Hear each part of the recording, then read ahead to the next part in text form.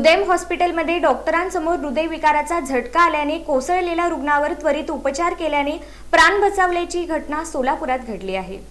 शहरातील railway line परिसरातील हृदयम multi speciality हॉस्पिटलमध्ये उपचारासाठी आलेल्या एका 55 वर्षीय रुग्णाला ओपीडीमध्येच अचानक तीव्र हृदयविकाराचा झटका आल्याची घटना शनिवारी दुपारी घडली। रुग्णाच्या छातीत तीव्र वेदना होत असल्याने ते उपचारासाठी आले होते, मात्र तपासणी सुरू होण्यापूर्वीच त्यांची प्रकृती अचानक गंभीर झाली आणि ते कोसळले। रुग्णाला हृदयविकाराचा तीव्र झटका आल्याचे लक्षात येताच हॉस्पिटलमधील ओपीडी स्टाफने क्षणाचाही विलंब न करता आपत्कालीन उपचार सुरू केले। परिस्थितीचे गांभीर्य ओळखून अवघ्या काही क्षणात हृदयम मल्टी स्पेशालिटी हॉस्पिटलचे संचालक डॉक्टर शैलेश पाटील यांनी स्वतः पुढाकार घेत रुग्णाला तातडीने CPR दिले।